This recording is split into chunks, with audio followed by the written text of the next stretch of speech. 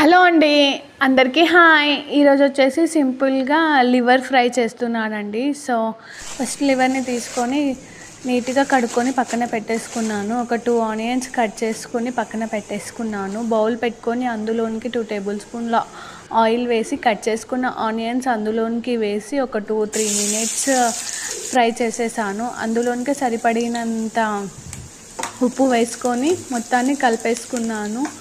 ఇంకా సరిపడినంత పసుపు వేసేసుకొని మొత్తాన్ని ఒక 3 మినిట్స్ అలా ఫ్రై చేసేసుకున్నాను. ఆల్మోస్ట్ ఇంకా ఆనియన్స్ మొత్తం ఫ్రై అయిపోయాయి. అందులోనికి లివర్ని వేసేస్తున్నాను.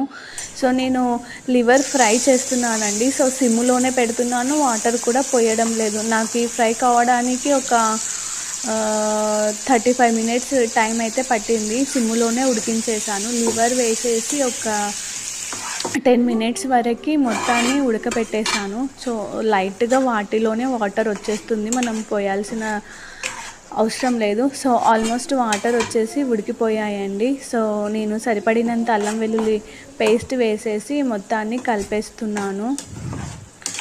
సో ఇంకా లివర్ ఆల్మోస్ట్ అంటే ఇంకా మొత్తానికి ఉడికిపోయింది లివర్. సో ఇప్పుడు లాస్ట్గా ఇంకా సరిపడినంత కారం వేసేసుకొని సరిపడినంత ధనియా పౌడర్ వేసేసుకొని కలిపేసుకుంటే సింపుల్గా లివర్ ఫ్రై అయితే రెడీ అయిపోతుంది. నా స్టైల్ లివర్ ఫ్రై అయితే రెడీ అయింది. టేస్ట్ అయితే చాలా బాగుంది. ఇలా ఆయిల్ మొత్తం పైనకి తేలిందంటే ఆల్మోస్ట్ లివర్ ఫ్రై రెడీ అయిపోయింది.